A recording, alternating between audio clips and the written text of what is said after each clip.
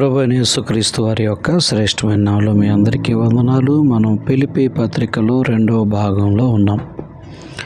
ఈ 2వ భాగంలో మనం 2వ అధ్యాయం 1వ వచనం నుండి 11వ వచనం వరకు ధ్యానించబోతూ ఉన్నాం. ఈ ధ్యానానికి ఒక హెడ్డింగ్ ఏమని రాశానంటే, కష్టమైన వ్యక్తులతో కలిసి ఉండడం. ఒక పేరు పెట్టుకుంటే ఈ వచనాలకి కష్టమైన వ్యక్తులతో కలిసి ఉండట. చూద్దాం, కలిసి ఉంటే ఏంటి, కలిసి ఉండకపోతే ఏంటి, కలిసి ఉండడం వల్ల ఎవరికి సంతోషం, కలిసి ఉంటే కలిగే ప్రయోజనాలు ఏంటి, ఇలా కలిసి ఉండడం సాధ్యమేనా, ఒకవేళ సాధ్యమైతే ఎవరున్నారు అలాగా, ఎవరు మనకి మాదిరి, ఎవరు చూసుకొని మనం నేర్చుకోవాలి, ఇది అయ్యే పనేనా కాని పనా, ఇలా అన్ని కోణాల్లో మనం ఈ యొక్క సందేశాన్ని, వాక్యాన్ని ధ్యానించబోతూ ఉన్నాం. కాబట్టి జాగ్రత్తగా ఆలోచన చేస్తూ మనం ముందుకు వెళదాం. మొదటగా ఈ 2వ అధ్యాయంలో 11 వచనాలలో భాగాలుగా చేసి మనం ఆలోచిస్తూ వెళ్దాం. మొదటి 2 వచనాలలో పౌలు నా సంతోషం పరిపూర్ణం చేయండి అని సంఘస్థులను అడుగుతున్నాడు, విశ్వాసుల్ని. నా సంతోషాన్ని పరిపూర్ణం చేయండి అని అంటే దాని అర్థం ఏంటి? పౌలు ఈ ఫిలిప్పీ సంఘం విషయంలో పరిపూర్ణంగా సంతోషంగా లేడు, ఏదో తాత్కాలికంగా సంతోషంగా ఉన్నాడు. అతని సంతోషం పరిపూర్ణంగా లేదు, ఏదో సగం సగంలాగా ఉంది, పర్వాలేదులే అన్నట్టుగా, ఎంత కొంత అన్నట్టుగా. ఏం చేస్తాం మరి, తప్పదు కదా కొంతవరకు అన్న భావాలలో అతడు ఉన్నట్టుగా స్పష్టంగా మనకు అర్థమవుతుంది ఈ మాట ద్వారా. నా సంతోషం పరిపూర్ణం చేయడి. ఇంతకీ పౌలు సంతోషం పరిపూర్ణం కావాలంటే సంఘం ఏం చేయాలి? సంఘం ఎలాంటి స్వభావం కలిగి ఉండాలి అని అంటే, ఆ 2 వచనాలలోనే కొన్ని మాటలు ఉన్నాయి. 3 మాటలు మీకు తెలియజేస్తా. వాళ్ళు ఎలా ఉండాలి అంటే, ఒక్కదాని అందే మనసు ఉంచేవారుగా ఉండాలి, ఒకే భావం కలిగిన వారుగా ఉండాలి, ఒకే ప్రేమ కలిగిన వారుగా ఉండాలి. ఈ 3 లక్షణాలు ఉంటే ఆ 3 లక్షణాలే గొప్ప కార్యాలకు దారితీసి పౌలు కోరుకున్న సంతోషం ఇవ్వగలుగుతుంది. అయితే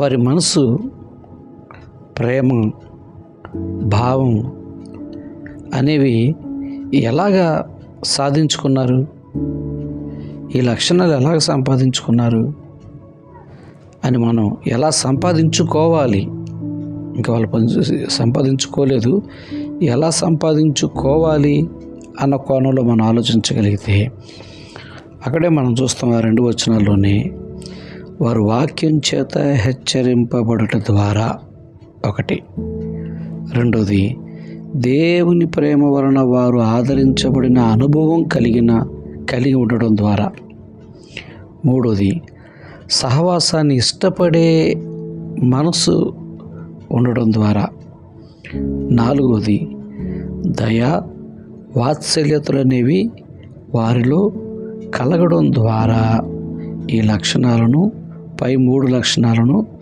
సంపాదించుకోవచ్చు.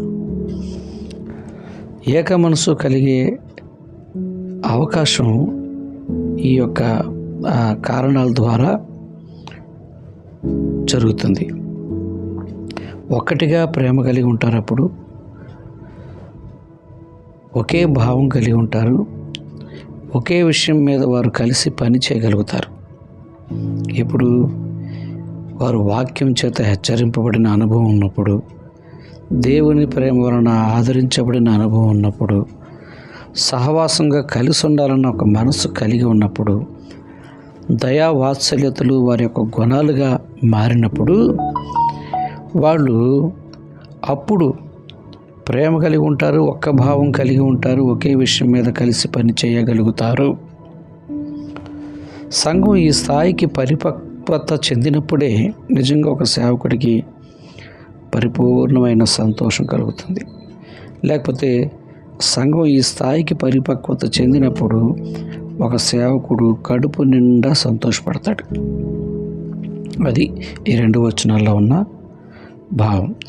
ఇక 3, 4 వచనాలు కూడా మనం చూడగలిగితే, మరి యొక్క స్వభావం కలిగి ఉండాలంటే ఏం చేయాలి, ఈ స్వభావాలు రావాలంటే ఏం చేయాలి అక్కడ చెప్పాడు చూడండి. ఈ 3, 4 వచనాల్లో 1, కక్ష చేతను వృధాతిశయము చేతను ఏమియూ చేయక, తొందరపడి ఏం చేయక, వినయమైన మనసు గలవారై ఒకనికంటే ఒకడు తనకంటే యోగ్యుడని ఎంచుచు. మీలో ప్రతివాడు ఒకనికంటే ఒకడు యోగ్యుడను ఎంచాలంటండి. నీకంటే అవతలోడు గొప్పవాడు ఎంచితేనే నువ్వు తగ్గుతావు, లేకపోతే రెచ్చిపోతావు. సో అలా ఎంచే మనసు ఉండాలి. ఎవరిని చులకనగా తక్కువగా చూసే మనసు ఉండకూడదు. అందుకే నీకంటే మరొకడు గొప్పవాడని ఎంచుకోవాలి. 2వది, మీలో ప్రతివాడు తన సొంత కార్యాలు మాత్రమే చూసుకోకుండా అప్పుడప్పుడు తన తోటి సహోదరుల యొక్క అవసరాల్లో కూడా ఇన్వాల్వ్ అవ్వాలి. ఎదుటివారి యొక్క పరిస్థితుల్లో కూడా సహాయం అందించే విధంగా ఉండాలి. ఎప్పుడు నాకు కుదరదండి, నా పనులే నాకు ఉంటాయండి, నాకు అసలు టైం ఉండదండి, నాకు అసలు వీలవదండి, ఈ స్వభావం నీ పనులు మాత్రమే, నీ సొంత పనులు మాత్రమే అలా ఉండకూడదు. కలవాలి, ఆయా సమయాల్లో కలవాలి, ఆయా సమయాల్లో సహాయపడాలి, ఆయా సమయాల్లో చేతనైనటువంటి సహకారం అందించాలి. ఇతర కార్యాలు కూడా చూడడం అంటే అది దాని అర్థం. ఇక 5వ వచనంలోకి వెళ్ళేసరికి ఏమని చెప్తా ఉన్నాడంటే, ఇదే క్రీస్తు యేసు యొక్క మనస్సు. మీరు కూడా ఇలాంటి మనసే కలిగి ఉండాలి. ఇప్పుడు మీకు అర్థమైపోయింది యేసు ప్రభు మనసు ఎలాంటిది. ఆయన కోసం ఆయన చూసుకునేవాడా, ఇతర కోసం చేసేవాడా, ఆయనకి ఇలాంటి లక్షణాలు ఉన్నాయా లేవా, ఏమన్నా ఆయనకి దయా వాత్సల్యత ఉందా లేదా, ఆయన అందరిని కలపాలనుకుంటాడా, విడగొట్టాలనుకుంటాడా, ఆయన సహవాసాన్ని కోరుకుంటున్నాడా, సహవాసానికి దూరంగా ఉండాలనుకుంటున్నాడా, ఆయన తండ్రి చేత ఆయన ఎలాగా పంపబడ్డాడో ఆ తండ్రి ప్రేమను చూపించాలనుకుంటాడా, లేకపోతే తాను మాత్రమే పొందుకోవాలని స్వార్థంగా ఆలోచిస్తున్నాడా అని అంటే కానీ కాదు. ఆయన ఎప్పటికప్పుడు ఈ యొక్క లక్షణాలన్నింటినీ కూడా ఆయన కలిగి ఉన్నాడు. ఎప్పుడు ఇతరుల క్షేమం కోరుకుంటూ ఇతరుల కోసం పాటుపడే వ్యక్తిగా ఉన్నాడు. అందుకే క్రీస్తు యేసునకు కలిగిన ఈ మనసును మీరును కలిగి ఉండండి అని పౌలు సంఘానికి సూచిస్తున్నాడు. ఉదాహరణకి 6, 8 వచనాలు మనం చూసి ఉదాహరణగా తీసుకుంటే, ఆయన దేవుని స్వరూపము కలిగిన వాడై ఉండి, ఎవరు యేసు ప్రభువారు, తండ్రితో సమానుడిగా ఉండే గొప్పగా ఆ భాగ్యాన్ని ఎంచుకోకుండా, నాకేముంది కడుపులో నీళ్లు కదలట్లేదు, హాయిగా ఉన్నాను, ప్రశాంతంగా ఉంటుంది అని ఆ స్థితిలోనే ఉండాలని కోరుకోకుండా, ఆయన గొప్పలు చెప్పుకోకుండా, ఆయన ఏం చేశాడంటే తండ్రి చిత్తం నెరవేర్చడానికి మనిషిని పోలికగా పుట్టడం ఒక ఎత్తి అయితే, దాసుని రూపం ధరించుకొని, అంటే మనిషికి సేవ చేసేంతగా తగ్గించుకొని తనను తాను అంతగా కుదించుకున్నాడు. అంతేకాదు, పాపులైనటువంటి మనుషులందరి కొరకు చావడానికి కూడా ఆయన వెనుకాడలేదు. అందుకే ఆయనను ఎలా గుర్తించారంటే, ఆయన మరణించేంత వరకు కూడా విధేయత చూపించాడు, తగ్గించుకొనే ఉన్నాడు.